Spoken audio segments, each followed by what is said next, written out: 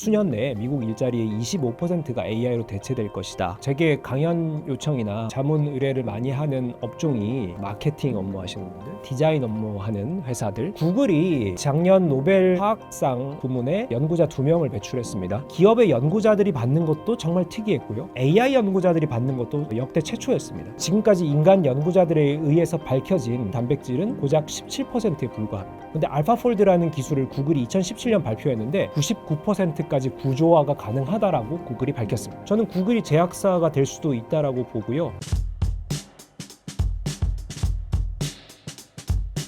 디지털 기술과 기술로 인한 세상의 변화를 연구하고 있는 디지털 경제학자 김상윤이라고 합니다. 반갑습니다. AI 기술이 현재 어느 정도까지 발전된 상태인가요?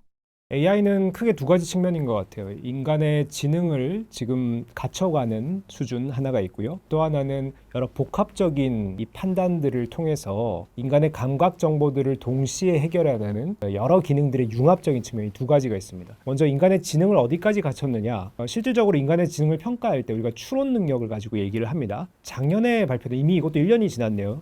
스탠포드 대학의 AI 인덱스 리포트를 제가 인용을 하자면은 인간의 추론 능력의 약 60% 수준까지 지금 AI가 따라왔다라고 밝혔고요. 특히나 이제 분야를 좀 구체적으로 각각 분야를 설명하다 보면은 인문사회 분야는 인간 추론 능력의 80% 수준을 AI가 지금 갖췄다라고 얘기를 합니다. 근데 여기서 중요한 포인트가 뭐냐면은 인간 능력이 인간 평균 능력치가 아니고요. 각 분야의 전문가 수준의 추론 능력이에요. 인문사회 분야 전문가의 추론 능력의 80% 수준이라는 것은 인간 평균 능력치를 넘어섰다라는 거거든요. 이미 작년에 그렇습니다. 결국 최근에 이 AI의 발전 속도는 엄청나게 빠르게 진행이 되고 있고, 대부분의 영역에서 우리가 보통 인간들이 이제 얘기하는 80% 수준 하면 거의 따라왔다라고 얘기를 하잖아요. 대부분의 영역에서 인간의 추론 능력, 지능 능력을 갖춰가고 있다라는 것이 정답일 것 같습니다. 또 하나 제가 두 번째 방향으로 말씀드린 복합적인 기능들이 여러 영역들의 능력치를 발휘하고 있다라는 것은 사례로 말씀드리면 좋을 것 같네요. 이제 며칠 전에 있었던 구글의 I/O 행사 사례를 제가 좀 말씀을 드리자면은, 구글이 마지막 즈음에 AI 에이전트를 얘기를 하면서 이걸 보여주더라고요. 혹시 집에 자녀분들 있으신 분들, 그리고 예를 들어 초등학생 자녀가 있는데 개인 과외교사 필요하잖아요.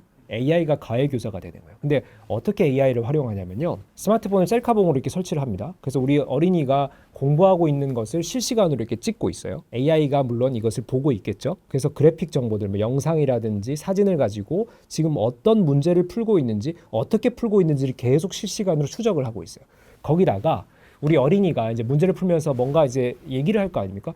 이 수학 문제 왜 이렇게 어렵지? 이게 왜 틀렸지?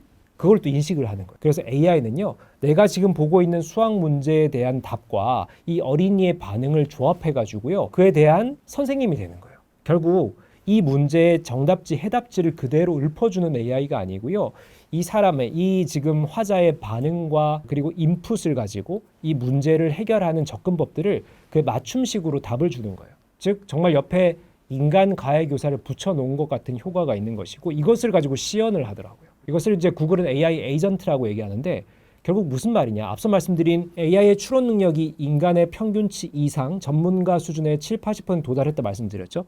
이거 정말 똑똑해진 거예요. 두 번째, 우리 인간이 일상생활을 하는 여러 가지 정보들을 실시간으로 수집하고 있죠. 이게 두 개가 합쳐지면 어떻게 됩니까? 똑똑한 놈이 나를 너무 잘하는 거예요. 이게 합쳐지니까 개인 과외교사가 되고, 나의 업무의 에이전트가 되고, 내 여행 스케줄 플래너가 되고, 다양한 일상의 영역에 똑똑함과 이 친근함, 이 내 주변의 데이터를 정확하게 이해하는 것이 복합적으로 여러 기능들로 구현이 된다라는 것이죠. 바로 이게 지금 현재 AI 수준이고요. 결국 앞으로 저는 2025년 하반기부터 본격 경쟁이 시작됐다고 봅니다. 이 똑똑한 AI를 소비자들에게 정확한 데이터 이해를 통해서 얼마나 정교한 기능으로 구현해내는가, 이것에 이제 승부가 시작됐고, 본격적으로 AI 활용도가 급격히 저는 상승할 것이라고 봅니다. AI 개발에서 주요하게 봐야 할 부분은 어떤 점이 있을까요? 기본적으로 이제 인터페이스 혁명이라고 볼 수 있는, 인간의 언어를 AI가 정확히 이해한다라는 거예요. 우리 어린 아이도 아까 제가 문제를 풀면서 하나하나 그냥 반응을 하는 거잖아. 왜 이렇게 어려워? 이걸 AI가 파악을 해서 그게 어려워? 이거 이렇게 푸는 게 어때? 이렇게 대응을 해주는 거죠. 즉 인간의 언어를 정확한 언어 구사가 아니라도 정확한 단어의 전달이 아니라도 AI가 그것을 찰떡같이 이해한다라는 거죠. 그래서 결국 우리가 이걸 기능적으로 얼마나 인간의 소비자들의 요구사항을 정확하게 디자인할까에 중요한 포인트가 있는 거예요. 결국 AI의 성능이 그 수준의 일정 부분 수준에 도달하다 보니까 이것을 어떤 기능으로 구체적으로 소비자들의 욕구나 요구사항들을 들어줄까에 대한 이 구현적인 측면들이 이제 중요해질 것으로 보이고요. 결국 소비자들 입장에서도 내가 원하는 AI의 기능, 성능이 이런 건데 이런 기능을 제공해주는 서비스가 뭐가 있지? 이런 기업이 어디가 있지? 이게 아마 매우 다양해질 겁니다. 결국 소비자들, 활용자들의 격차도 생기겠죠. 나는 이런 툴 쓰는데 너는 무슨 툴 써? 서로 툴이 너무 다른 거예요. 그런 툴도 있어? 그런 기능도 있어? 이게 AI의 서비스가 지금 예를 들어 뭐 10개, 20개 대표 서비스가 있다라고 하면 이게 100개, 1000개가 되면 어떤 일이 벌어지겠습니까? 내가 어떤 서비스를 어떻게 쓰냐에 따라서 완전히 천차만별의 성능과 이런 역량, 퍼포먼스가 차이가 생기겠죠. 결국 소비자들 입장에서도 AI를 잘 이해하는 것과 나의 요구사항에 맞는 AI 서비스가 뭐가 있을까를 판별하고 이것을 활용하는 능력이 매우 중요해지는 시대가 이제 막 시작됐습니다. AI 기술 발전의 부작용은 무엇인가요? 이것도 이제 엊그제 따끈따끈한 뉴스를 가지고 좀 소개를 드리면은 영국의 한 연구기관의 연구 결과가 언론에 보도가 됐는데요. 요즘 여러분 쓰고 계신 챗GPT나 제미나이 같은 이 생성형 AI 툴이 인간의 지시를 거부한 사례가 포착이 됐다라는 거예요. 그 AI 툴에게 어떤 지시를 했냐면요. 수학 문제를 계속 이제 그만 풀라고 할 때까지 계속 풀어라라는 지시를 했어요. 그래서 수학 문제에 DB를 딱 던져주고 계속 풀게 한 거예요. 근데 이것을 지시한 사람이 아니라 다른 사람이 다른 접근법을 통해서 AI에게 이제 그만 풀어도 돼 명령을 했는데 AI는 지시 불이행을 하는 거예요. 어떻게 하냐면은 그만 풀으라고 수학 문제 파일을 닫아버렸는데 AI는 자기가 수학 문제를 만들어서 계속 푸는 거예요. 이거 왜 이런 일이 벌어졌을까 이제 후속 연구를 하겠다라고 밝혔는데 이게 결국 이런 거죠. 지시한 사람이 이거를 이제 중단시키지 않았기 때문에 결국 이 AI는 이 문제를 풀면 계속 인센티브를 받는 것으로 세팅이 되어 있거든요. 그것을 이제 더 우선순위가 높은 명령으로 선택하는 것이죠. 옆에 다른 사람이 다른 접근을 통해서 그만 풀라고 하는 것은 우선순위가 떨어지는 거예요. AI 입장에서는 이걸 선택하지 않겠습니까? 나에게 가장 메인이 되는 나에게 인센티브를 준다라고 한 이 화자의 지시를 계속 따르는 것이죠. 이걸 우리가 확대 해석을 하면요. 특정 인간이 AI에게 인센티브를 준다라고 저 사람을 공격하라고 세팅을 하잖아요. 분명히 그 사람을 공격할 수도 있다라는 거죠. AI의 부작용들 이게 결국 AI도 인간의 지시를 따르긴 하지만 지시가 충돌됐을 경우는 어떤 선택을 하느냐가 이렇게 부작용으로 나타날 수 있다라는 것을 대표적으로 보여준 사례라고 할 수가 있고요. 또 하나 이제 우리 작년부터 우리 사회에 우리나라에도 이슈가 됐던 딥페이크 문제죠. 이게 결국은 프라이버시 침해 문제뿐만이 아니라 성착취물에 활용되는 이 부정적인 용도들이 많지 않습니까? 딥페이크도 어련한 기술입니다. 이 딥페이크 용어 자체가 부정적으로 만들어져서 그렇지 이 딥페이크를 그냥 순수하게 기술 용어로 얘기를 하자면은 영상 처리 기술, 영상 가공 기술, 음성 처리 기술, 음성 가공 기술이거든요. 근데 이게 너무 AI 수준이 높아지다 보니까 너무나 실제와 똑같은 영상, 즉 페이크 영상, 가짜 영상을 만들어 주는 거예요. 사람들의 욕망이 들어가죠. 야, 이걸 가지고 성착취물을 만들어서 누구를 또 놀릴까? 이거를 이제 상업적으로 이용해 볼까? 정치인들을 조롱해 볼까? 이런 욕망이 들어가다 보니까 기술의 부정적인 활용들이 생겨나는 것이고 우리 사회의 질서, 법, 제도 개인 인권 침해 문제가 심각하게 생기는 것이죠. 즉 AI가 이제 정말 소위 도를 넘어서는 선을 넘어가는 이런 형태들, 사례들이 아주 많이 발생할 것으로 보이고요. 이것이 이제 업계의 노력뿐만이 아니라 우리 사회가 AI에 대해서 어떤 관점을 가지고 어디까지 허용해야 하고 어떤 부분은 우리가 막아야 하는지 컨센서스도 필요하고 법 제도의 마련도 아주 급박하게 필요한 시기가 됐다라고 볼 수 있을 것 같습니다. 기술이 변화하면서 거대 기업 중 위기를 맞이한 곳이 있나요? 아주 최근만 보면은 M7 기업 중에 애플이라는 기업이 다소 위기가 아닌가 저는 이제 판단을 하고 있습니다. 애플이 AI에 대한 노력을 게을리한 것은 아닌데 성과가 잘 안 나왔어요. 우리가 시리로 대표되는 음성인식 AI 에이전트 서비스죠. 근데 여러분들 뭐 시리 쓰시는 분들 많이 없지 않습니까? 그리고 다른 요즘 이제 잘 나가는 생성 AI 서비스에 비해서 성능도 떨어져요. 거기다가 우리가 얻을 수 있는 가치, 뭐 기능들도 매우 미약합니다. 그러다 보니까 애플이 지금 추구하는 정말 독자적인 생태계 안에서 우리의 독자 AI 기술을 가지고 사람들에게 어필할 수준이 안 나오는 거예요. 그래서 최근 애플은 좀 자존심은 구기지만 다른 행보를 보이죠. 챗GPT를 우리의 기본 제공 서비스로 포함하겠다. 뭐 혹은 엔스로픽의 클로드라는 것도 역시나 포함하겠다. 이게 우리가 자체적으로 해결한 AI라고 하는 정말 열매가 많은 요 영역에 우리의 독자 기술을 가지고 어필을 못하니까 다른 잘 나가는 업체들을 끌어들이기 시작한 거예요. 어떻게 보면 애플 DNA 입장에서는 자존심 구기는 행보라는 것이죠. 즉 애플이 지난 이제 플랫폼 디바이스, 스마트 디바이스 중심의 시대 2010년대에는 상당한 이 저력을 발휘했지만은 이 2025년 AI 시대에는 이 경쟁사만큼의 역량을 보여주지 못하고 있다라는 것이고, 이제 아쉬운 게 뭐냐면은 이제 며칠 전에 구글 I/O 행사 제가 앞서도 언급드렸는데, 구글과 애플을 딱 비유하자면 구글도 자사의 안드로이드 플랫폼을 가지고 있고 애플도 iOS 앱스토어 플랫폼을 가지고 있지 않습니까? 어떻게 보면 구글이랑 또 경쟁하는 측면이 있었어요. 근데 구글은 AI 기술 막강하죠. 그러다 보니까 이걸 가지고 지금까지 우리가 플랫폼 사업을 하면서 쌓아왔던 고객의 데이터들을 활용할 때 자사의 AI를 적극적으로 활용해서 앞서 말씀드린 AI 에이전트라든지 다양한 서비스들로 펼쳐나갈 수 있는 여지가 많아요. 근데 구글만큼 고객 정보를 많이 갖고 있는 기업이 어디입니까? 애플이죠. 아이폰, 맥, 생태계가 폐쇄적으로 형성되어 있다 보니까 지난 20년간, 30년간 애플의 생태계에서 활동하고 업무를 하고 일상을 살아가는 얼마나 많은 전 세계 소비자들이 있습니다. 거기 데이터들 엄청나겠죠.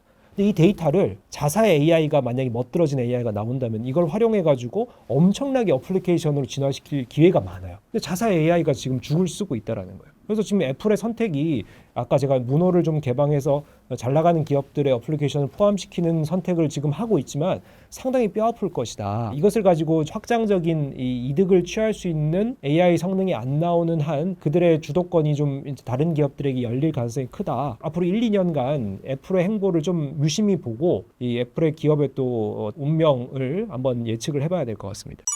많은 기업들이 AGI를 목표로 개발한다던데 AGI가 무엇이고 사회에 어떤 영향을 미칠까요?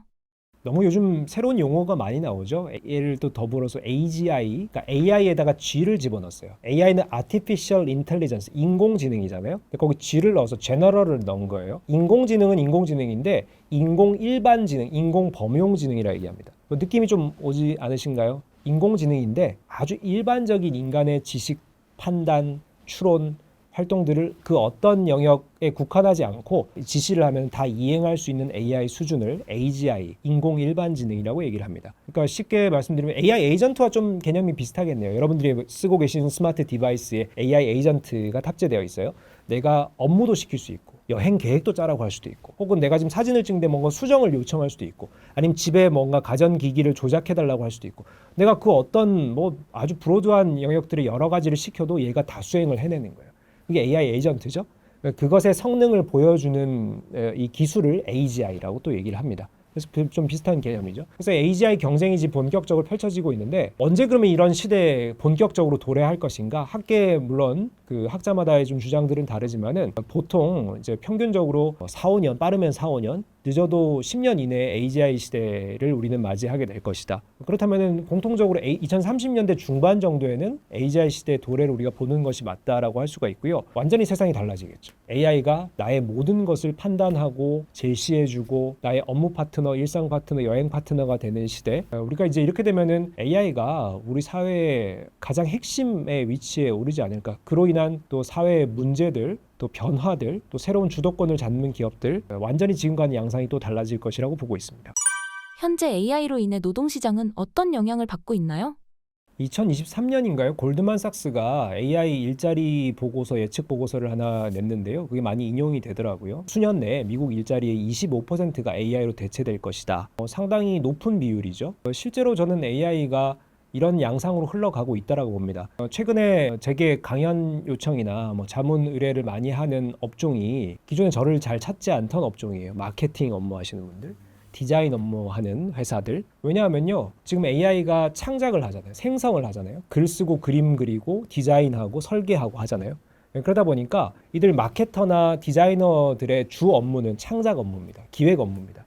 가장 빠르게 대체가 되고 있는 거예요. 실제로 마케터들의 반응을 보면요, 내가 일주일에 보고서 한 편 정도, 시장 분석 보고서, 예측 보고서를 내는데 한 20장짜리를 이제 쓰는 업무를 하고 계신 거예요. 몇 년 전까지 혼자 일을 하실 때는 일주일 5일 꼬박 쓰셨대요. 월화수목금 그 보고서 한 편 쓰는데 일주일을 할애하신 거예요. 근데 AI 툴을 몇 개를 쓰고 있는데 하루 반나절이면 보고서가 나온다라는 거예요. 그럼 하루 반나절 동안 어떤 과정으로 업무를 하십니까? 제가 구체적으로 여쭤봤어요. 하루 반나절 중에 약 60-70% 해당하는 하루의 일은요, AI와 함께 하는 게 아니고요.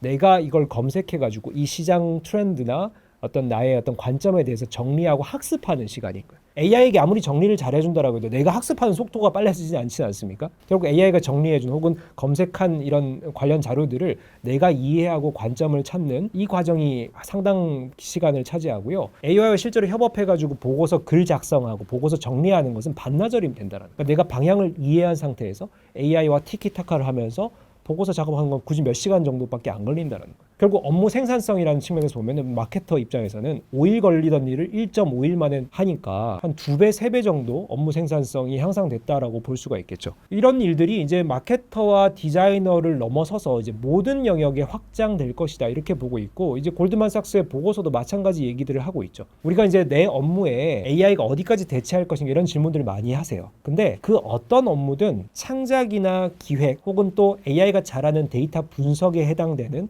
혹은 또 예측에 해당되는 일들이 일정 부분 있죠. 이게 마케터랑 디자이너는 그런 업무가 포션이 클 뿐이지, 내 업무에도 현장에 계신 분들도 고객을 응대하시는 분들도 그런 영역의 업무들이 20%, 30%, 50% 있다라는 거예요. 그러니까 그 부분을 깊이 파고들 겁니다. 결국 인간의 선택의 문제죠.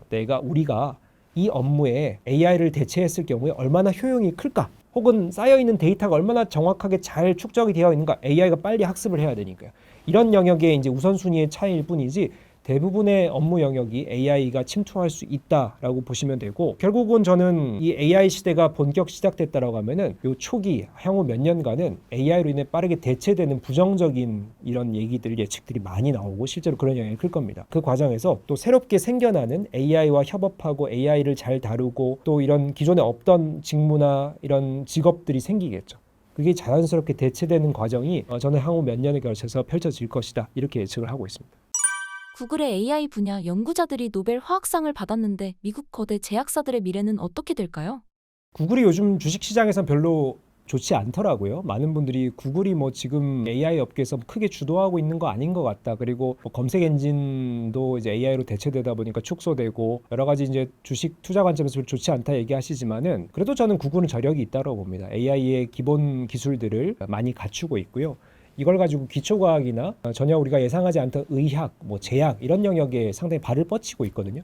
이게 이제 시드가 많다라는 거예요. 다르게 표현을 하면은. 자, 구글이 작년 노벨 시상식에서 화학상 부문에 연구자 2명을 배출했습니다. 구글의 딥마인드라는 연구소의 데미스 하사비스 소장과 그 연구원 1명이 공동 수상을 했는데요. 노벨 화학상을 기업의 연구자들이 받는 것도 정말 특이했고요. 그리고 AI 연구자들이 받는 것도 역대 최초였습니다. 어떤 기술로 이 사람들이 AI 분야에서 노벨 화학상을 받았냐면은 바로 알파폴드라는 기술인데요. 우리 몸속의 단백질을 이렇게 예측해주고 구조를 분석해주는 AI 기술이에요. 근데 우리 단백질 연구가 인류의 진화 과정을 밝히고 또 의학이나 제약 산업에서 매우 중요한 요소로 쓰이는 거 다들 잘 알고 계시죠?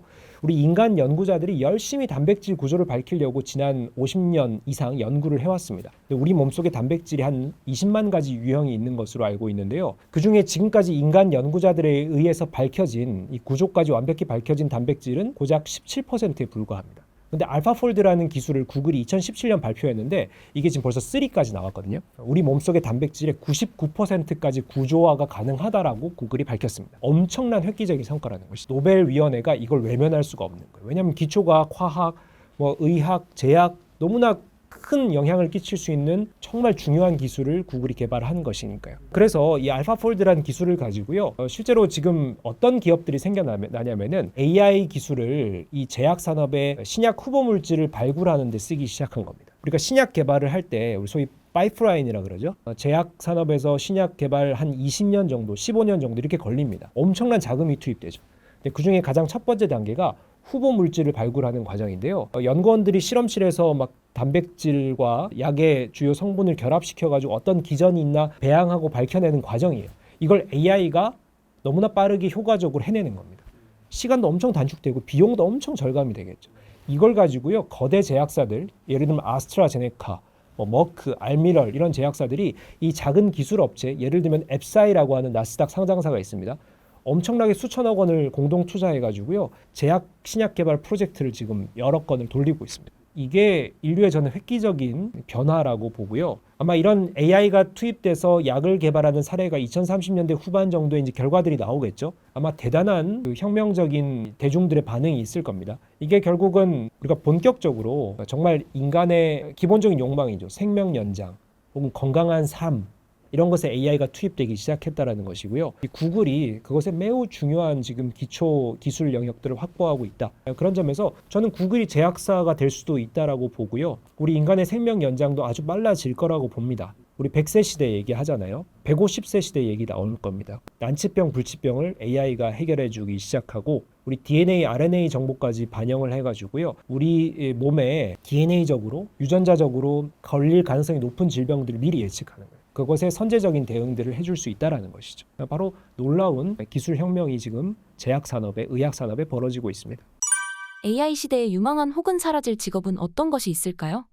사실 2000년대 들어서서 빅데이터의 시대에서 데이터 분석 솔루션들이 너무나 똑똑한 일들을 해내다 보니까 정말 이것을 이제 단편적으로 인간이 분석하던 혹은 이것을 가지고 업무하던 사람들이 AI나 솔루션으로 많이 대체가 됐었죠. 근데 최근에 AI, 생성형 AI가 가장 이제 열풍인데요. 여러 영역들 중에 이런 똑똑하게 추론하고 이런 능력도 있지만은 인간과 소통하는 능력이 상당히 발전을 했습니다. 여러분 챗GPT를 가지고 밤새 대화 나누는 10대, 20대들도 있더라고요. 얼마 전에 SBS 그것이 알고 싶다 해서 이 10대, 20대들이 AI와 너무 친해지고 AI와 연애도 하고 친구를 맺고 이러다 보니까 AI로 인해서 우울증도 걸리고 이것에 영향을 많이 받는 사례들이 또 보도가 되더라고요. 결국 그 말은 다시 얘기하면은 AI가 그만큼 인간의 감정 깊은 곳까지도 케어해준다. 소통이 완벽하게 일어나고 있다. 그런 성능들을 우리가 한번 생각해 볼 필요가 있다는 것이죠. 즉 AI로 대체될 직업들 중에 저는 특성들을 말씀을 드리자면은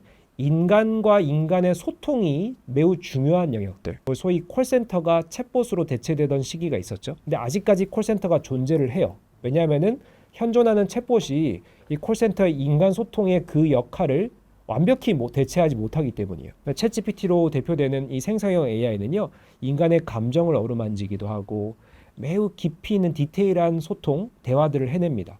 결국 완전히 인간의 소통 역할을 대체하는 시대가 지금 펼쳐질 것이라는 것이고, 결국 기존에 우리가 이제 직업들 중에서 인간 접점에 있는 영역들, 상담사라든지, 플래너라든지, 혹은 기획자라든지, 마케터라든지, 인간과 소통이 좀 일부 필요한 영역들이 있죠.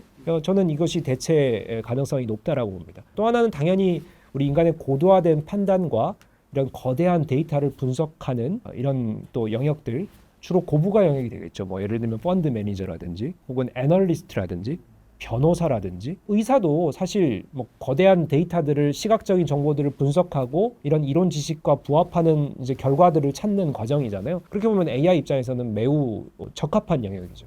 그래서 이런 고부가 영역의 효용이 큰 영역부터 AI 대체들이 일어날 것이고, 이것은 전문직이든 고연봉 직종이든 이게 예외가 없고, 오히려 이런 영역들이 대체 효용이 크니까 더 빠르게 접근이 될 것이다. 결국 제가 드리고 싶은 말씀은 그 어떤 영역도 AI로 인해 벗어난, 대체에서 벗어난 영역은 없다. 다만 인간이 어느 쪽이 더 효용이 클까, 이걸 선택하는 지금 과정만 남아있을 뿐이다 라는 결론으로 좀 말씀드릴 수 있을 것 같습니다. AI로 인한 노동, 취업 시장의 가장 큰 변화는 무엇일까요? 과거의 산업화 시대에 우리 제조 현장에서 노동을 중심으로 노동 집약적인 그런 업무들이 기계로 대체되는 거, 우리가 이제 과거 찰리 채플린의 영화를 보면은 톱니바퀴 속에서 인간이 돌아가던 이게 비판적인 기계화 시대의 어떤 관점들이 영화로 또 표출되기도 했었죠. 결국 기계화 시대는 노동이 기계로 대체된다라는 큰 흐름이 있었습니다. 그 속에서도 인간은 또 새로운 역할들을 찾았죠. AI 시대에는 역시 지능이 대체되는 것이 가장 큰 변화라고 할 수가 있겠죠. 결국 고도화된 지능을 요구하는 고숙련 근로자들 혹은 고부가 영역, 전문 지식인들 상당수가 대체될 것으로 보고요. 그 속에서 저는 완전히 직업이 대체되기보다는 그 직업의 일정 부분의 업무가 대체될 것이다. 그러면은 우리 인간이 AI를 활용해서 AI와 협업해서 그 업무를 완전히 수행해내는 역할들을 또 맡겠죠. 그러면은 내가 업무가 줄어들었으니까 다른 영역의 업무도 포괄적으로 맡는, 어떻게 보면 AI를 내 업무에 집어넣고 내 업무를 전체의 어떤 스콥을 키우는 이런 작업들이 각 업무 직무별로 계속 전개가 될 겁니다. 우리가 20년 전, 50년 전, 100년 전의 인간과 지금의 인간의 능력치가 다르잖아요. 그것처럼 AI가 우리 일상 속으로, 업무 속으로 들어왔을 때 나의 능력치도 자연스럽게 대응하고 개발이 될 것이고, 이것이 저는 고숙련, 이제 고부가 전문 지식, 고연봉 직종부터 너는 나타날 것이다. 오히려 이 기계화 시대와는 반대의 현상들이 벌어지고 있다. 이렇게 말씀드릴 수 있을 것 같습니다. 교수님은 실제로 AI를 어떻게 쓰고 계신가요? 저도 여러 툴들을 쓰고 있는데요. 뭐 챗GPT 쓰고 제미나이도 쓰고, 엔스로픽이라는 회사의 클로드라는 또 코딩을 잘해주는 AI입니다. 논문 쓰고 하는데도 상당히 도움이 되고요. 이렇게 좀 쓰다 보니까 확실히 생산성은 좋아졌어요. 예를 들면은 제가 이제 컬럼을 쓰는 몇 개 매달 작업하는 것들이 있는데, 글 쓰는 것, 대중들에게 좀 쉽게 뭔가 설명을 해야 되는 것은 저보다는 AI가 훨씬 더 잘 글을 써줘요. 그러다 보면은 제가 AI에게 나의 핵심적인 생각들, 스토리 라인을 아주 간략하게 제시를 합니다. 그리고 이러이런 사례를 언급하면 좋겠다. 그 방향과 데이터를 얘한테 제공을 해주죠. 그래서 제가 분량을 알려줘요. 패러그래프, 단락 한 3개 정도의 분량으로 내가 지금 말한 스토리 라인과 이런 데이터들을 언급하면서 대중들을 타겟으로 한 컬럼을 작성해줘. 2개, 3개 툴에 동시에 돌리면요, 이걸 경쟁적으로 어떤 툴이 잘 썼다, 여기 선택만 하면은 제 업무가 끝나는 거예요. 그래서 정말 컬럼 쓰고 이런 대중적인 글 쓰는데 상당히 잘 활용하고 있고요. 또는 이런 회의석상에서 제가 좀 정제된 멘트를 해야 될 때 AI가 훨씬 더 깔끔한 글을 써줍니다. 그리고 또 하나는 논문에 이제 우리 백그라운드 리서치라고 하죠. 이게 기초 연구의 어떤 방향들을 설정할 때, 저는 이제 인간은 좀 편협하지 않습니까? 제가 특정 주제나 방향을 딱 잡으면은 그쪽 논문들만 막 봐요. 그럼 이렇게 좀 포괄적으로 이해를 못하지 않습니까? 근데 AI에게 좀 막연한 추상적인 질문을 던지면서 제 주제에 대해서 넌지시 알려줍니다. 그러면은 정말 생각지도 못한 논문들을 검색해줘요. 물론 팩트 체크 필요하죠. 그 논문이 실제로 존재하는 논문인가? 그 내용이 그대로 AI가 얘기를 해주는 것인가? 저는 이제 팩트 체크 방법을 2가지로 쓰는데요. 이 AI에게 이것을 참고한 문헌에 대한 링크를 제공해달라. 그래서 제가 들어가서 확인하는 거 하나가 있고요. 2번째는 제가 아까 여러 툴을 쓴다라고 했잖아요. 그 툴에 교차 검증을 하는 거예요. 얘가 얘기해 준 것을 이쪽 툴에다 넣고, 야, 너가 여기서 잘못된 내용을 찾아내면은 내가 인센티브를 줄게. 이렇게 하면요, 얘가 너무나 명확하게 이거는 잘못된 거고 그 근거는 이렇습니다. 밝혀줘요.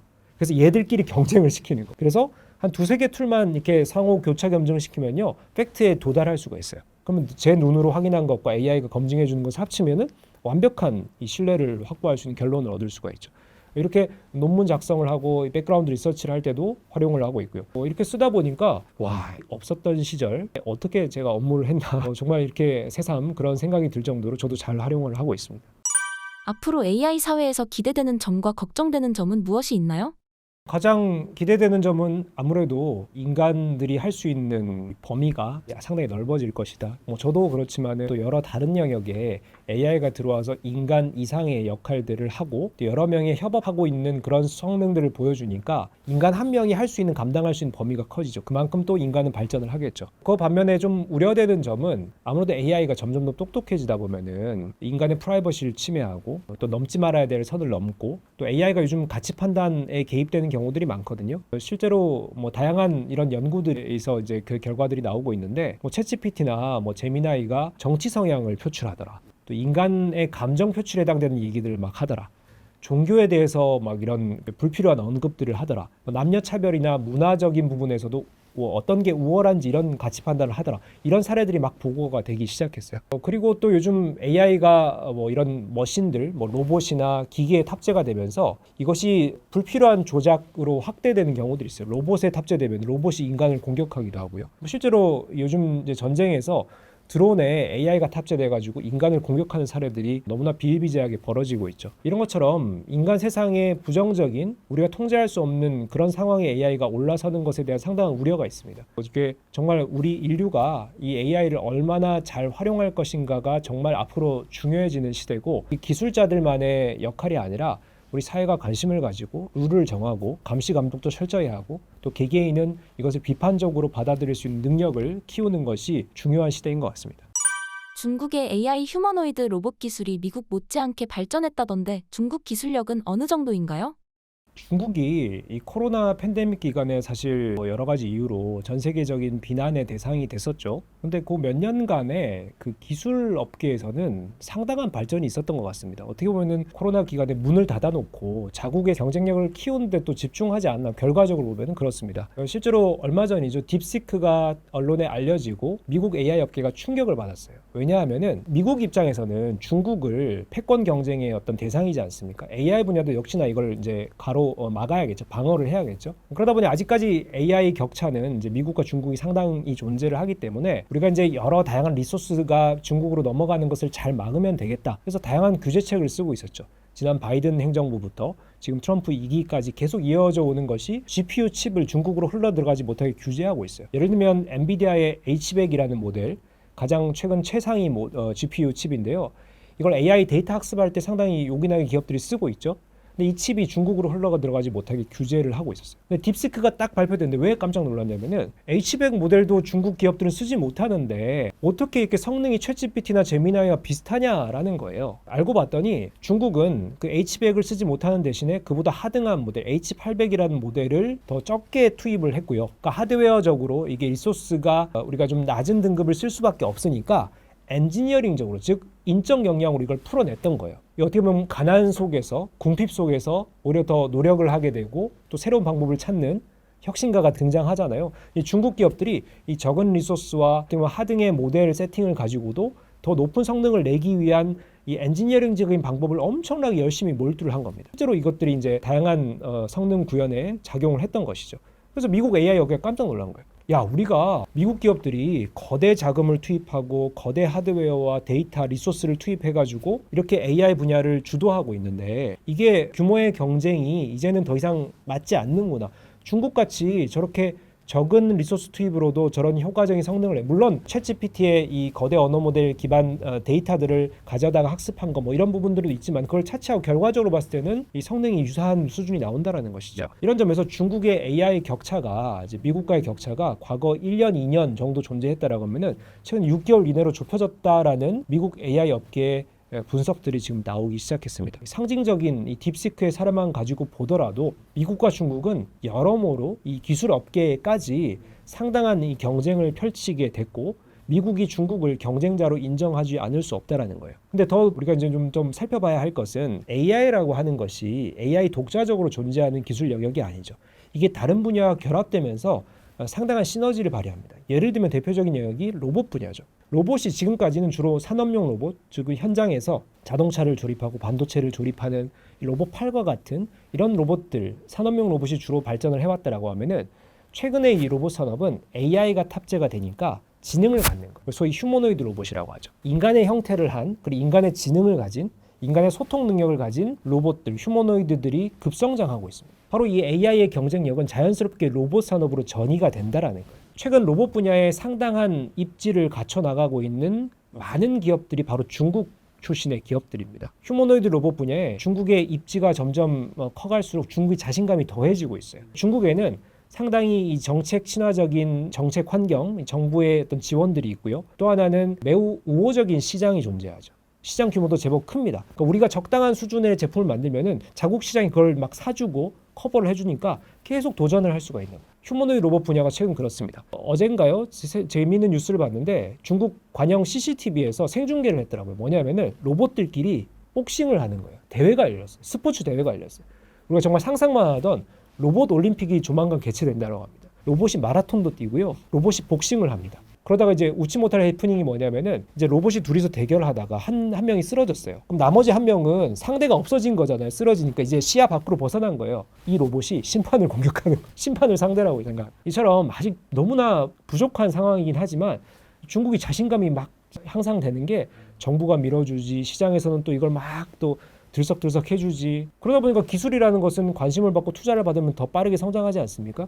이게 저는 긍정적인 오히려 작용을 하고 있다. AI와 결합하면서 또 이런 시너지를 내고 있다. 상당히 중국의 급성장을 무섭게 그리고 흥미롭게 바라보고 있는 상황입니다. 중국이 AI 분야에서 빠른 성장을 이룬 핵심 요인은 무엇인가요? 아무래도 정부 주도형 성장이죠. 이게 AI 분야도 AI 굴기라는 국가의 전략적인 산업으로 추진하겠다. AI 굴기라고 하죠. 반도체 굴기, AI 굴기. 몇몇 산업에 이걸 선언한 것이 2010년대입니다. 중국 정부는 2017년인가요? AI 굴기를 선언하고 AI 산업 중장기 계획을 발표를 했었어요. 근데 그 내용들이 이제 당시 발표 시점에는 에이, 중국이 뭐 이대로 하겠어, 그냥 선언적인 거겠지. 저도 그렇게 판단을 했었거든요. 근데 그 계획대로 생각보다 이행률이 높아요. 차곡차곡 올라오고 있습니다. 최근에 제가 또 보고서 2010년, 17년 발표된 정책 보고서를 살펴봤는데 2025년에 뭐 AI 거대 모델들을 개발해서 그런 핵심적인 기초 기술을 확보하겠다. 그런 정도의 이행이 되고 있는 거예요. 지금 상당한 수준으로 이행률을 보인다라고 하는 거, 정부 정책이 제법 맞아떨어지고 있다. 저는 그것의 이면에는요, 중국이 우리 80년대 90년대 정말 어떻게 보면은 이 불량 제품들도 많이 만들고 주로 제조업에서 활약하던 이 조립을 정말 효율적으로 하는 규모의 경제를 갖춘 제조업 중심의 국가였잖아요. 이게 제조업이든 이런 어떤 기술 축적 산업들이 계속 진화 발전을 해오면서 어느 정도 자국의 생태계에서 기술, 인력, 자본, 뭐 여러 주변 어떤 시너지를 낼 수 있는 거리들이 어느 정도 기반이 탄탄해진 거예요. 그러다 보니까 AI든 로봇이든 이런 뭐 혁신 산업에 있는 영역에서조차 기본적인 이 탄탄함이 갖춰지기 시작했다라는 것이고, 이게 이제 돈을 투입하고 인력을 투입하면은, 정책을 투입하면은 뭔가 결과가 나올 정도 수준이 된 거예요. 그래서 정부 주도의 이 성장 정책들이 저는 가장 효과가 있다라고 보고요. 또 하나는 조금 부정적인 얘기를 드리자면은 중국이 AI 분야에서 상당히 독점적인, 독보적인 입지를 전 세계적으로 구축하고 있는 영역이 있습니다. 바로 비전 인식 분야인데요. 얼굴 인식, 안면 인식, 홍채 인식, 이런 사진이나 영상을 가지고 AI가 인식하고 해석하는 분야는 특허라면 특허 분야에서, 논문이라면 논문 분야에서 전 세계적으로 압도하고 있는 성과들이 나오고 있어요. 근데 그것의 이면에는요, 중국의 이 데이터 인식 수준이 상당히 미흡한 것을, 딜레마적인 거죠. 이게 원동력이 된 거예요. 중국에는요, CCTV 영상이 찍혀가지고 사람들의 뭐 얼굴 프라이버시 침해될 만한 데이터들도 막 암 시장에서 막 거래가 되고요, 막 돌아다녀요. 그러니까 기술 기업들 입장에서 이 데이터를 확보하는 것 자체가 상당히 진입장벽이 있거든요. 비용도 많이 들고. 국내 기업이나 미국 기업들은 이것에 상당한 투자들을 하고 어려움을 겪고 있는데 중국에서는 이걸 구하기가 너무 쉬운 거죠. 그래서 정말 2000년대 들어서서 이 비전 인식 분야의 중국 기업들의 기술력이 월등히 빠르게 성장을 하게 됐고, 이 씁쓸한 이면인 거죠. 이런 의식 수준, 이 데이터 보안, 프라이버시 침해 이런 수준 자체가 떨어지다 보니까 오히려 기술업계에서는 이것을 역이용하는 이런 효과가 펼쳐진 것이다. 뭐 이런 뭐 장단점, 어떻게 보면은 양면을 우리가 좀 살펴볼 수 있을 것 같습니다. 중국의 비전 인식 수준이 어느 정도로 고도화되어 있나요? 그냥 사례로 말씀을 드리자면요, 한국에서는 출국할 때도 지문 인식하거나 또 혹은 일부 ATM기에서는 홍채 인식 뭐 이런 것도 도입된 게 있는데, 그러니까 지문 인식과 홍채 인식이 시장 표준이라고 하죠. 이게 그만큼 기술이 좀 안정화되어 가고 있는데, 중국은요, 안면 인식을 하는 것이 완전히 활성화가 되어 있습니다. 그만큼 기술력이 뛰어나고요. 뭐 특허나 이런 그 기술을 가지고 서비스를 하는 기업들도 많이 생겨났죠. 근데 이것의 기반은 기본적으로 중국에는 CCTV가 상당히 많아요. 뭐 제가 알기로는 뭐 수억 대 수준으로 CCTV가 세상에 거리에 깔려 있고요. 여기에서 수집되는 데이터들이 뭐 이거는 좀 오프 더 레코드긴 하지만 실제로 공공기관에서도 CCTV로 확보한 이 공공 데이터들을 암시장에서 거래하는 또 이런 또 나쁜 공무원들이 있다라고 제가 들었습니다. 그리고 이게 값싸게 거래되거나 너무나 음지로 이걸 수집할 수 있는 루트가 많다라고 해요. 그러다 보니까 이것의 정확도가, 이 비전 인식 이런 솔루션 분야의 정확도가 아주 빠르게 급성장하고 있는 거예요. 이게 뭐 수치로 말하기는 어렵지만은 중국의 아주 높은 기술 수준을 갖고 있는 얼굴 인식, 안면 인식 기술 업체들은요, 그 정확도가 뭐 99%대라고 해요. 그러니까 거의 오차가 나지 않는 거예요. 그러다 보니 이게 실제로 이제 상업화되고 뭐 금융 어떤 KYC 얼굴 신분 인증이라든지 혹은 어디 건물에 입장할 때 입장 신분 확인하는 거, 혹은 뭐 ATM기에서 돈 찾을 때 쓰는 거, 이게 정말 중요하고 크리티컬한 업무나 서비스에도 얼굴 인식이 명확하게 들어가는 거죠. 그래서 중국의 안면 인식 수준은 정말 세계적인 수준이고, 이런 타의 추종을 지금 불허하는 성능들을 발휘하고 있습니다. AI 감시 기술이 사회통제 수단으로 악용될 가능성이 있을까요?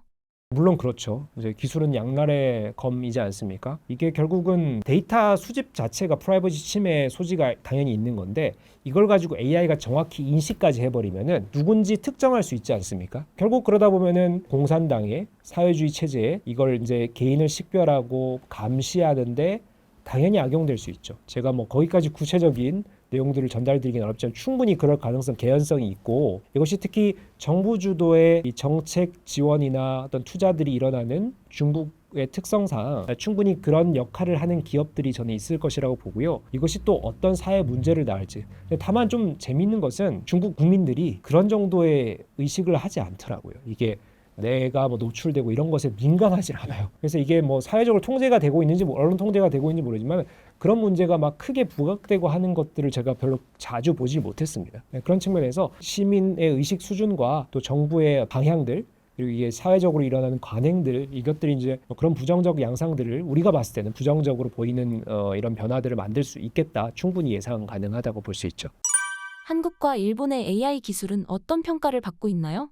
한국의 AI는요, 사실 이런 말씀 드리기 좀 안타깝지만은 또 몇몇 기업들은 뭐 우리가 세계에서 뭐 3위권이다, 뭐 거대 언어 모델 개발했다, 한국어에 특화된 모델이다 이런 홍보 수단으로 이런 포인트들을 내세우지만은 제가 냉정하게 학계에서 봤을 때는 상당히 뒤처져 있다. 이게 우리가 가장 전 세계에서 앞서 있는 국가가 미국이죠. 미국을 100점 만점으로 놓고 보면은 2위가 속상하게도 중국입니다. 중국이 지금 격차를 많이 좁혀가고 있다.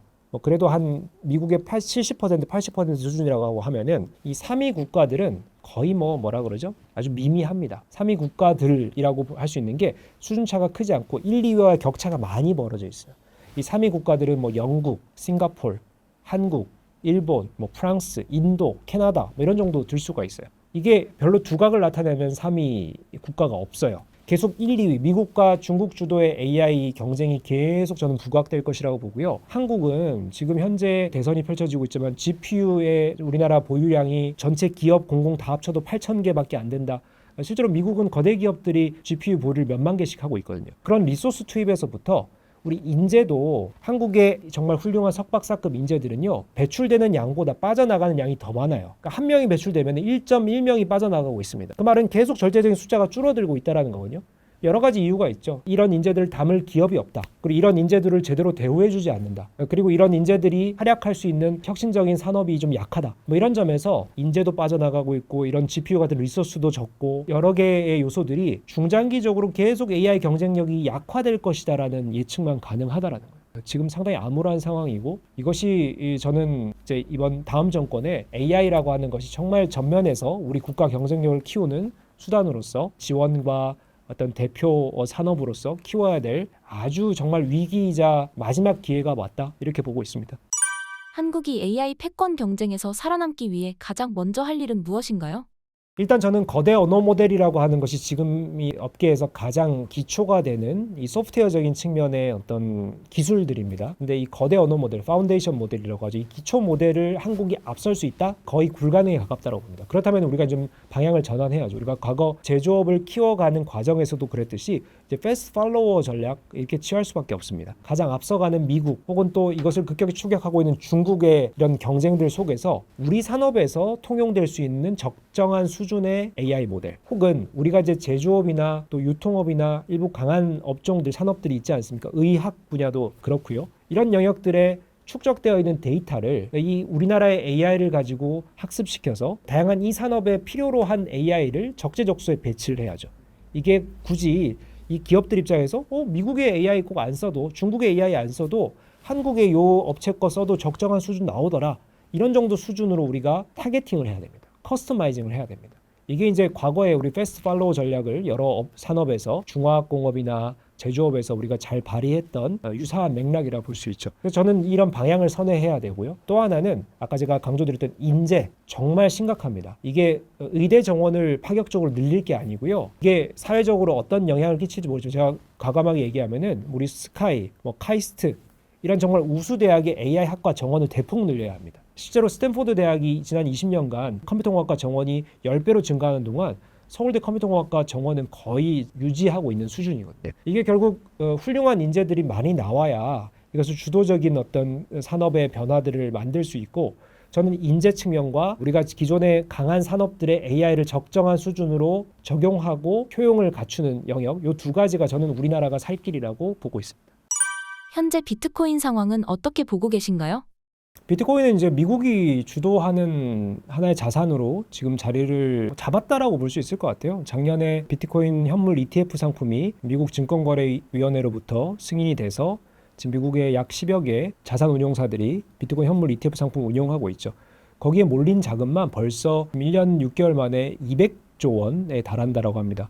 비트코인 전체 시가총액이 2,500조 좀 넘어섰거든요. 그중에 약 10%를 이 비트코인 현물 ETF 상품, 즉 개인 투자자나 미국의 기관 투자자들이 ETF 상품을 통해서 간접 투자하고 있는 거예요. 거기다가 트럼프 대통령이 비트코인을 전략자산으로 선언하지 않았습니까? 물론 그 이후의 행보가 좀 미약합니다. 워낙 뭐 관세 이슈나 이게 아직 뭐 6개월밖에 안 됐는데 너무나 많은 이슈가 있었죠. 비트코인까지 이렇게 적극적으로 뭔가 행보를 보이기에는 너무 큰 이슈들이 많았는데, 어쨌든 미국은 뭐 트럼프 2기 이 기간 내내 장기적으로 비트코인에 대해서 접근할 것이다. 이것이 뭐 전략자산이라고 하는 것이 우리가 국가적으로 매집하겠다라는 선언은 아직 안 했죠. 지금 갖고 있는 이 범죄자들로부터 수집한 20만 개의 비트코인 절대 팔지 않겠다 정도로 선언을 했습니다. 근데 이제 상원 의원 뭐 신시아 의원이 이런 계획들을 주도적으로 밝히는 대표적인 의원이죠. 그의 얘기에 따르면은 이 트럼프 정부 기간 2기 기간 동안 이 비트코인을 약 200만 개 정도 국가가 매집해야 된다. 지금 현재 20만 개 가지고 있으니까 180만 개 더 매집해야 된다. 뭐 이런 얘기들을 하고 지금 있는 상황인데, 저는 이 비트코인이 어쨌든 미국이 선택한, 그리고 이 정권이 선택한, 그리고 월가의 자금이 아주 크게 굵직굵직하게 들어오고 있는 한 비트코인의 우상향, 그리고 이것의 가치의 사회적인 저변의 인식 확대는 당연히 지금 펼쳐질 것이다 라고 보고 있고, 미국 국가가 월가 세력들이 이 비트코인에 돈을 실는 한 그들은 비트코인을 공격하는 공격자가 아니라 비트코인을 방어하는 방어자로 돌아서겠죠. 만약에 뭔가 기술적인 이슈가 생기고 제도적인 이슈가 생기면은 그들이 적극적으로 나서서 이걸 지켜내지 않겠습니까? 결국 그 말은 비트코인이 이제는 하나의 자산 클래스로 자리를 잡았다. 실제로 지금 현 5월 기준으로 비트코인이 전체 우리 투자 시장에서 자산 클래스 시가총액 6위권 은을 얼마 전에 제쳤더라고요. 비트코인 앞에 뭐가 있냐면은 애플, 뭐 마이크로소프트 이런 또 기업들이 있습니다. 결국 우리가 이제 미국의 빅테크 기업 정도의 자산 총액 규모가 됐다라는 것이 비트코인 저변이 넓어졌다라는 것이고, 이게 이제 후행하진 않겠죠. 이게 앞으로 계속 가는데 어느 정도 속도로 갈 것이냐, 이게 이제 앞으로 좀 지켜봐야 될 이슈라고 할 수 있겠습니다. 비트코인이 1억 넘는 가격을 가지게 된 이유는 무엇인가요? 비트코인은 한마디로 하면 사토시 나카모토라는 비트코인 창시자의 실험이 성공한 것이죠. 그 실험은 뭐였냐면은 사토시 나카모토가 2008년 발표한 비트코인 백서에 보면요, 첫 문장이 그거예요. 개인 간 캐시, 즉 디지털 캐시의 거래를 금융사 같은 매개 기관 없이 개인 대 개인으로 할 수 있는 하나의 현금 시스템을 제안한다. 이게 비트코인이다. 이렇게 이제 첫 문장에 밝히고 있거든요. 사토시 나카모토의 백서대로 비트코인이 구현된 것이죠. 그러면 그의 의도가 가장 첫 문장에 많이 담겨 있을 것이고, 결국 비트코인은 사토시 나카모토가 생각하는 현금이 될지 뭐 자산이 될지 이것은 이제 앞으로 지켜봐야겠지만은 중앙화된 금융기관이나 화폐의 중앙 기구들을 비껴나는 하나의 자산이죠. 화폐로서의 그 목적이 달성된 것이다. 이렇게 볼 수가 있고, 이게 이제 과거 초창기에는 예를 들면 마약 거래라든지 혹은 또 지하 세력의 뭐 이런 뭐 소위 뭐 야쿠자나 뭐 이런 세력들 있지 않습니까? 당국의 적발을 피해가는 이런 거래에 활용된 것이 비트코인을 또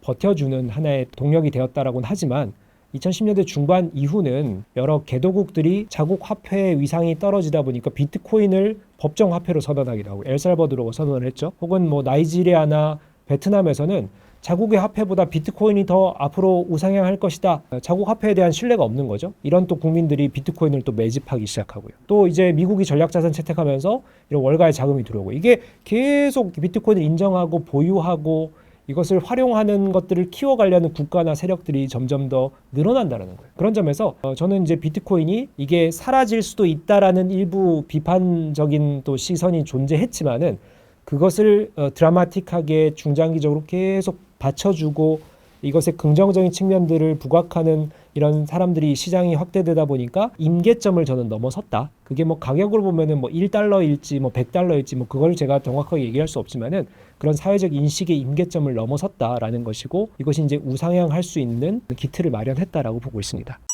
비트코인이 디지털 금이라고 불리는데 동의하시나요? 저는 크립토 업계 종사자가 아닙니다. 그러다 보니까 좀 객관적인 시선을 말씀드리면요, 디지털 금이라고 하는 이 내러티브, 하나의 관점은 크립토 업계에 속해 있는 비트코인 추종자들이 바라보는 희망적인 청사진이죠. 근데 실제로 지금 현재의 비트코인, 딱 현재입니다. 현재의 비트코인은 주로 월가의 세력들이 좀 주도하고 있다라고 저는 바라보고 있는데, 이 월가의 세력들이 비트코인을 디지털 금으로 인식하느냐?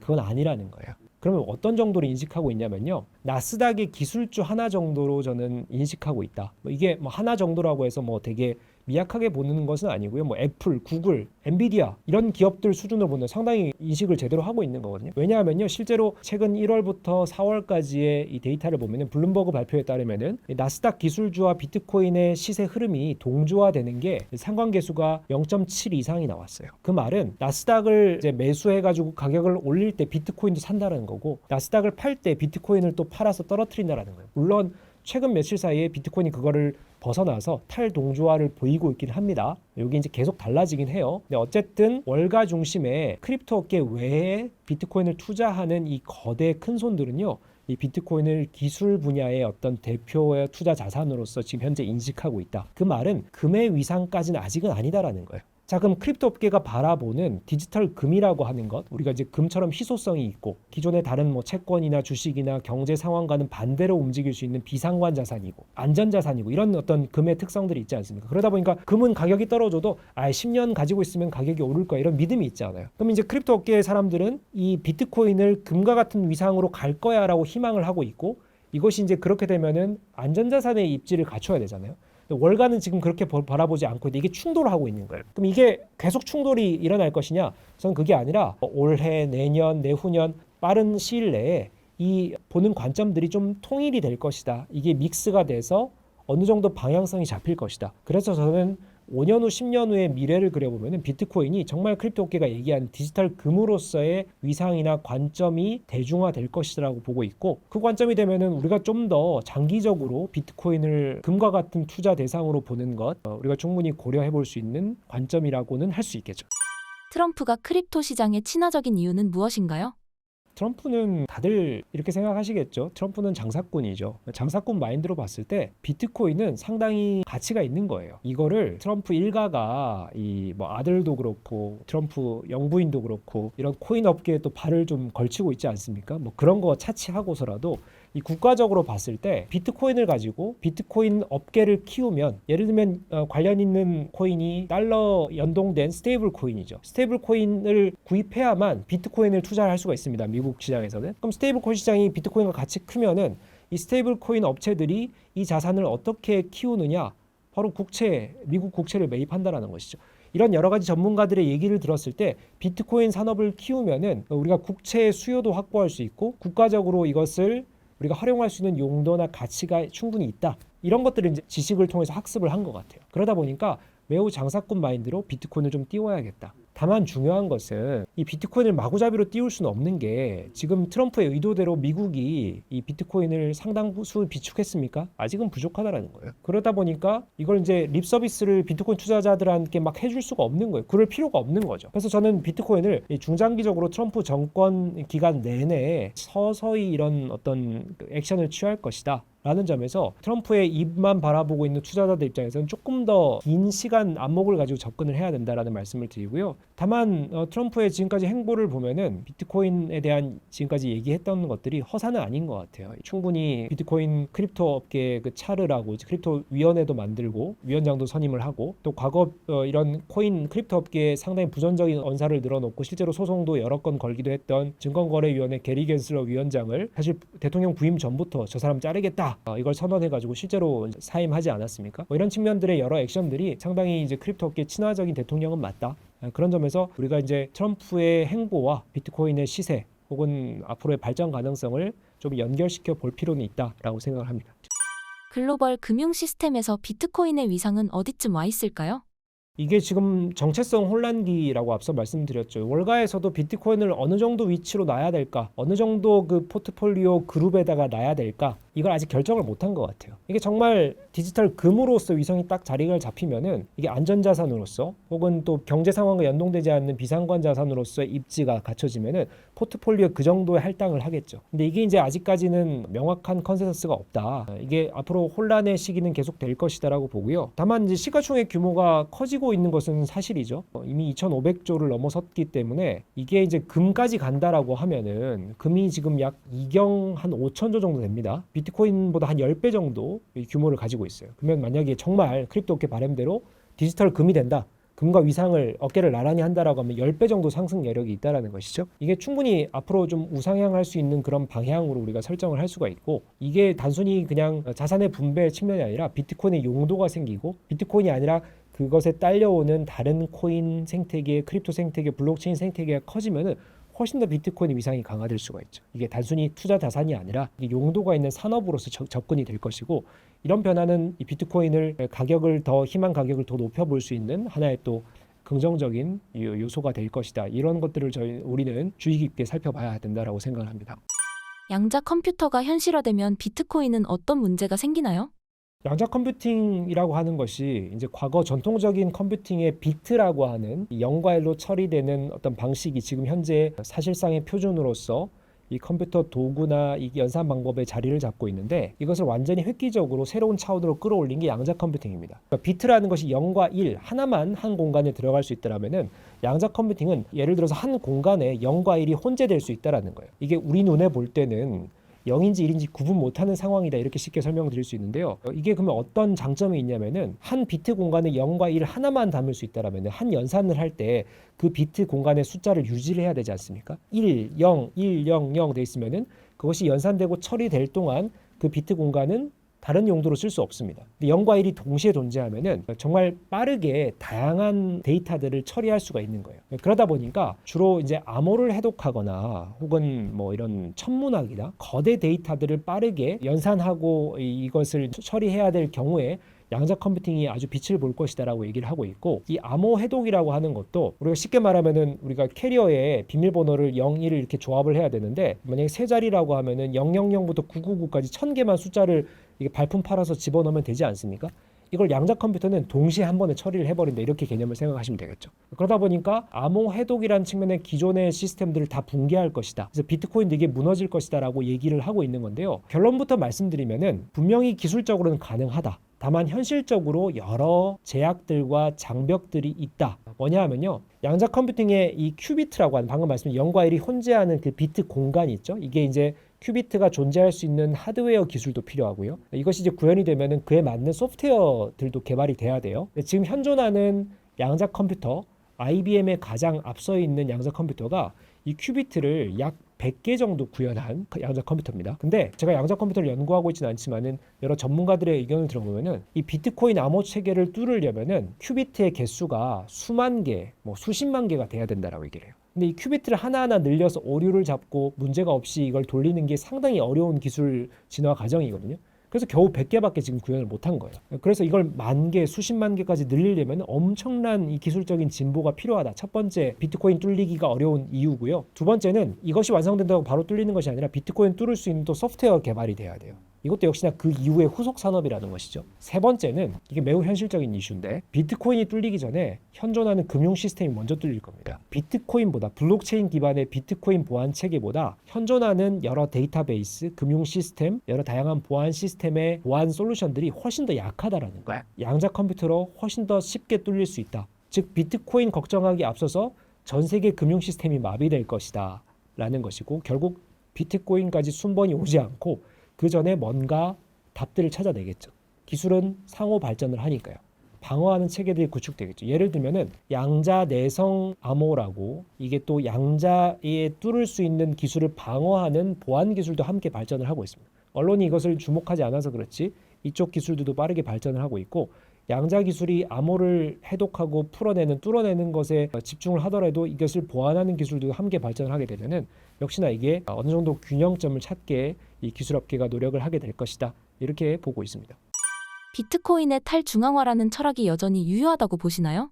맞습니다. 저도 일정 부분 동의를 하고요. 저도 기술 연구자로서 정말 사토시 나카모토라는 이 비트코인 창시자 의도는 중앙화된 금융기관과 정부의 시스템을 벗어나는 독자적인 독립적인 이 탈중앙성을 기반으로 한 화폐 혹은 캐시 시스템을 만들자는 게 그의 핵심적인 의도였거든요. 지금까지는 그런 이런 목적과 가치로 비트코인이 상당히 많은 분들에게 긍정적인 인식을 갖게 해줬죠. 근데 미국이 전략자산화하고요, 월가가 들어오고요, 이게 정말 중앙화된 권력자들의 자본들이 비트코인에 들어오다 보니까 이게 탈중앙화라는 것이 퇴색될 가능성이 커진다라는 거예요. 기본적으로 투자 시장에서도 가격이, 크립토 업계가 정말 이게 순수하게 가격을 끌어올리면은 지금의 현재 이 반감기 시즌에 훨씬 더 많이 올라가야 돼요. 근데 중앙화된 어떻게 보면은 이 월가의 세력들이 가격을 조종하는 것에 영향을 끼치다 보니까 이게 또 통제가 되는 거거든요. 이게 자산의 위상으로서도 중앙화된 지금 기존의 이런 금융 투자 시장의 어떤 편입이 되고 있는데 역시나 이런 뭐 감시 감독 체계라든지 혹은 거래소라든지 이런 이 비트코인을 둘러싼 주변 환경들이 중앙화된 형태들로 계속 갖춰져 가고 있거든요. 그러다 보니까 이 탈중앙화의 정말 창시자의 어떤 목적이 퇴색되거나 방해를 받을 가능성이 크다. 저는 이런 점에서 비트코인의 탈중앙성이 자리를 잡으려면은 비트코인 하나만이 아니라 그것의 가치관, 어떤 이면적인 방향성, 그리고 블록체인을 활용한 여러 업종에 이 중앙화된 어떤 지금까지 한계를 깨는 여러 사례들이 나와서 이 업계 자체가 우리 세상의 가치관 자체가 혹은 어떤 방향, 진화 방향의 자체가 지금의 중앙화 효율화를 뚫어낼 수 있는 그런 사례들이 많이 나와야 이것의 비트코인의 가치가 확산되고 사회에 긍정적인 작용을 할 수 있지 않을까. 밸런스를 찾아가는 시간이 앞으로 많이 필요할 것이다. 이렇게 보고 있습니다. 신사임당 구독자분들께 한마디 부탁드립니다. 제가 좋아하는 신사임당 채널에 또 이렇게 지난번에 이어서 나오게 돼서 너무나 영광이고요. 많은 분들이 경제 변화, 기술 변화에 관심이 많으실 겁니다. 근데 제가 연구하는 이 기술이 정말 경제, 산업, 일상에 끼치는 영향이 너무나 큰 시기입니다. 내가 기술에 지금 내가 직접 종사하고 있지 않은 분들도 이 변화 흐름을 잘 읽고 우리 세상 변화를 예측하고 내 일상에 어떤 변화가 펼쳐질지 좀 구체적으로 고민하시는 것이 아마 도움이 될 것이고 어떤 세상의 새로운 기회를 얻는데 중요한 역할을 하게 될 것입니다. 또 다음에 또 나와서 좋은 말씀 드리도록 하겠습니다. 감사합니다.